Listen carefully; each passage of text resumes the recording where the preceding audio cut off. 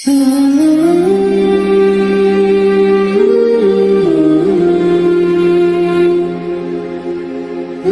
Adha kian dekat. Kian banyak orang yang mengunjungi stan hewan kurbanku.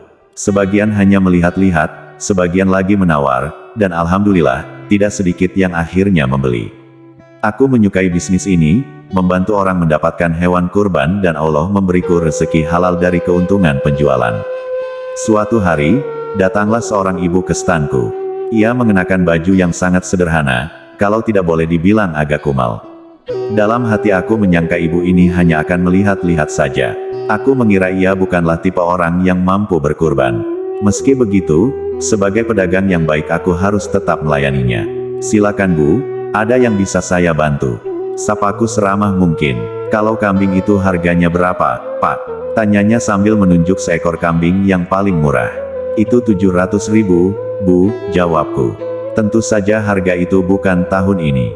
Kisah ini terjadi beberapa tahun yang lalu. "Harga pasnya berapa?" Wah, ternyata ibu itu nawar juga. "Bolehlah 600.000, Bu. Itu untungnya sangat tipis. Buat ibu, bolehlah kalau ibu mau," lanjutku. "Tapi, uang saya cuma 500.000, Pak. Boleh?" tanya ibu itu dengan penuh harap. Keyakinanku mulai berubah.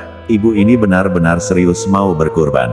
Mungkin hanya tampilannya saja yang sederhana tapi sejatinya ia bukanlah orang miskin.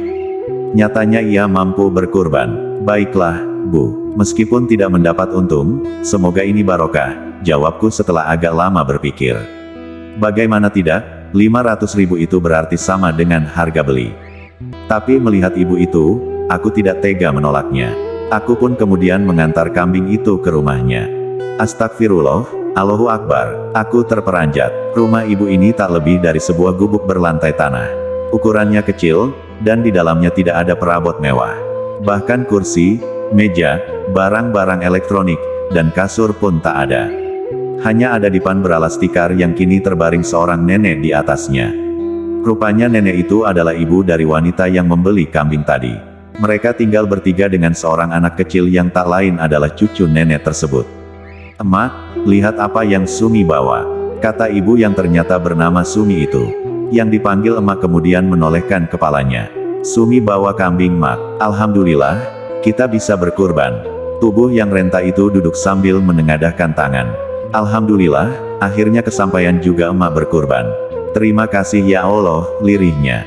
"Ini uangnya Pak. Maaf ya, kalau saya nawarnya terlalu murah, karena saya hanya tukang cuci di kampung sini. Saya sengaja mengumpulkan uang untuk membeli kambing buat kurban atas nama emak," kata Bu Sumi. Kaki ini bergetar, dada terasa sesak, sambil menahan tetes air mata, saya berdoa dalam hati. "Ya Allah, ampuni dosa hamba, hamba malu berhadapan dengan hamba-Mu yang pasti lebih mulia ini, seorang yang miskin harta namun kekayaan imannya begitu luar biasa. Pak, ini ongkos kendaraannya," panggil ibu itu sembari menyerahkan beberapa lembar uang padaku. "Sudah Bu, biar ongkos kendaraannya saya yang bayar," jawabku sambil cepat-cepat berpamitan, sebelum Bu Sumi tahu kalau mata ini sudah basah karena tak sanggup mendapat teguran dari Allah yang sudah mempertemukan dengan hambanya yang dengan kesabaran, ketabahan, dan penuh keimanan ingin memuliakan orang tuanya. Untuk menjadi mulia, ternyata tak harus menunggu kaya.